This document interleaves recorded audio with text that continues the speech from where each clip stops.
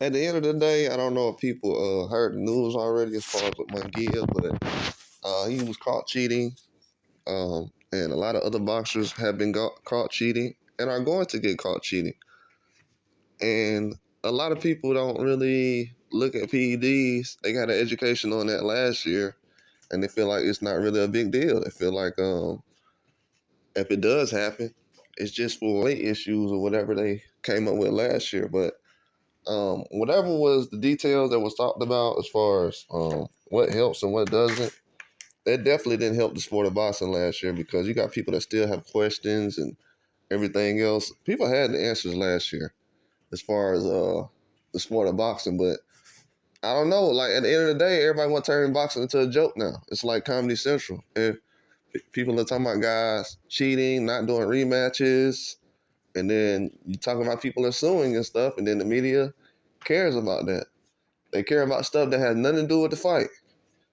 Stuff that has to do with the fight that they have to report on, that they need to report on, they don't have any care in the world about that stuff. They don't feel like it's a factor.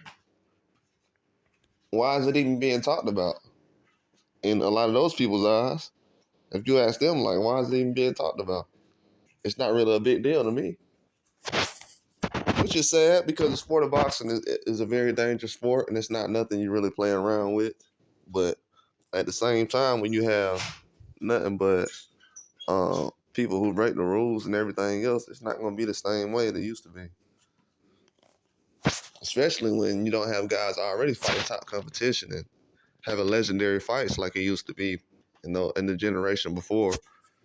You're just putting guys in certain places because they have a name or they're notable and everything else. If they cheat, well, he's a big name guy. If he has a big name or if he's with a big time trainer, everybody gets a pass these days. Everybody.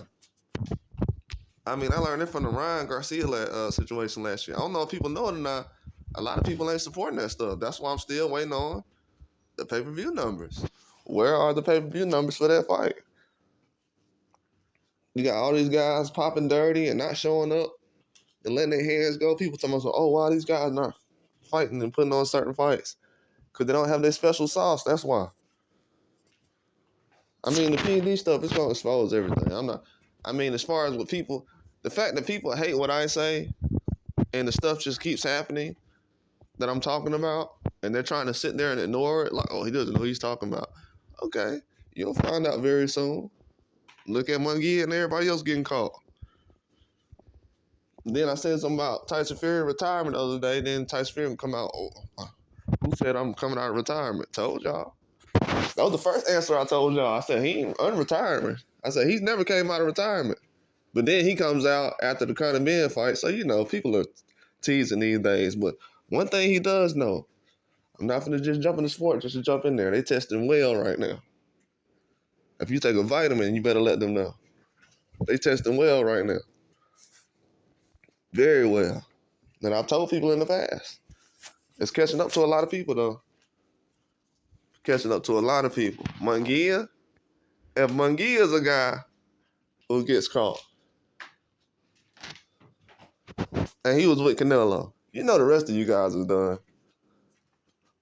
Munguia the last person that should have got caught. So if he got caught, the rest of these guys out here are done.